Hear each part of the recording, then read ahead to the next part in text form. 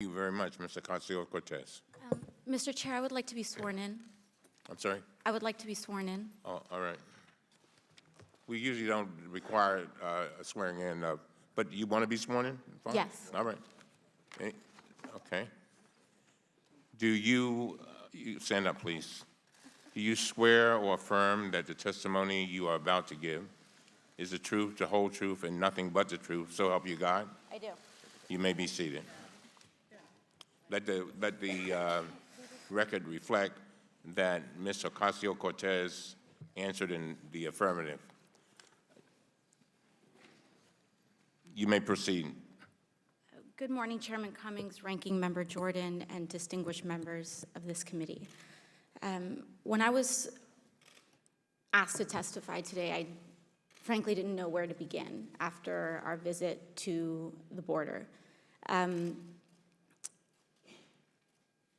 Much has been made about the fact that we have said that this is a manufactured crisis.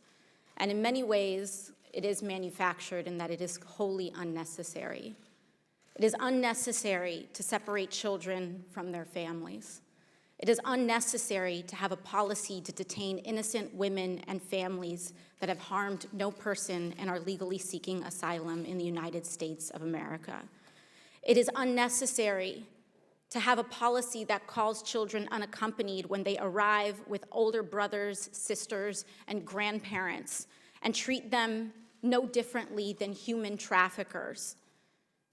And in speaking of trafficking, it is completely unnecessary for this administration to choose to implement policies like metering and so-called Remain in Mexico policies that dump innocent people in dangerous territories that puts them right in the crosshairs of human traffickers, ripe for picking. This is a manufactured crisis because the cruelty is manufactured. This is a manufactured crisis because there is no need for us to do this. There's no need for us to overcrowd and to detain and under-resource. There is no need for us to arrest innocent people and treat them no differently than criminals when they are pursuing their basic human rights. Much has been made about CBP agents in this hearing as well, and this is not their fault. And in some respects, in many respects, I agree, because it is a policy of dehumanization implemented by this executive administration, laid at the feet of Stephen Miller, that creates a tinderbox of violence and dehumanization where hurt people hurt people.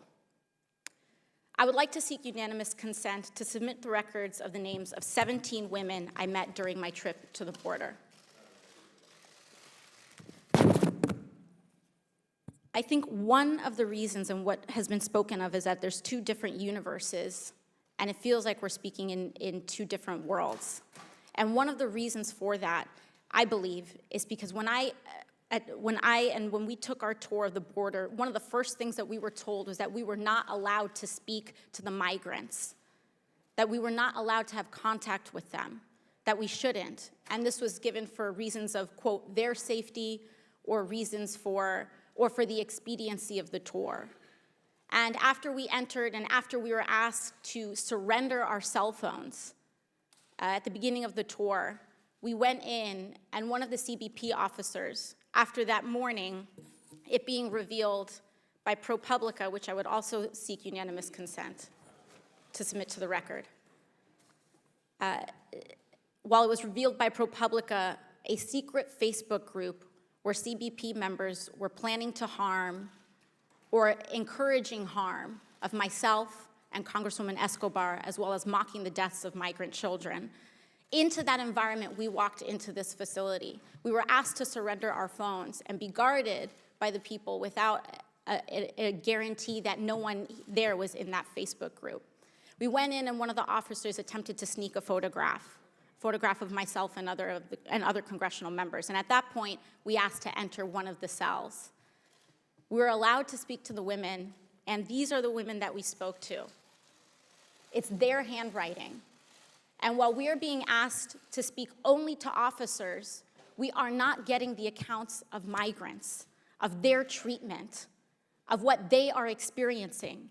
And so when these women tell me that they were put into a cell and that their sink was not working, and we tested the sink ourselves, and the sink was not working, and they were told to drink out of a toilet bowl, I believed them. I believed these women. I believed the canker sores that I saw in their mouths because they were only allowed to be fed unnutritious food. I believed them when they said they were sleeping on concrete floors for 2 months. I believed them. And what was worse about this, Mr. Chairman, was the fact that there were American flags hanging all over these facilities, that children were being separated from their parents in front of an American flag, that women were being called these names under an American flag. We cannot allow for this.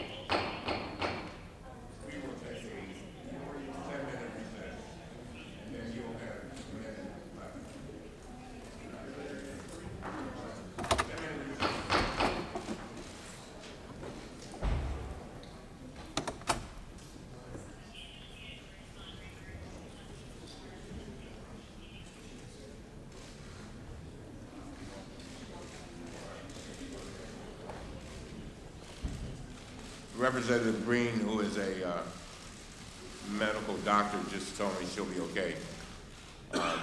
Thank you, Representative Green. I really appreciate it. It's good to have a doctor in the house. Amen. Miss, since I interrupted you, I'll give you 30. I'm sorry. We'll give you a minute to wrap it up. Thank please. you, Mr. Chair, and I know my time was wrapping up at that time, so and again, we have to make sure that, and over again, when we spoke to these folks, whether it was agents, whether it was HHS officials, oftentimes they said the thing that we need most is not resources, we need policy change. So we need to change our metering policies. We need to change our detention policies. We need to change our policies on who we call unaccompanied. And that is one of the key areas, in addition to changing our policy on foreign affairs, on investment, on being an equal partner in Latin America and the Western Hemisphere. Thank you very much. Thank you very much.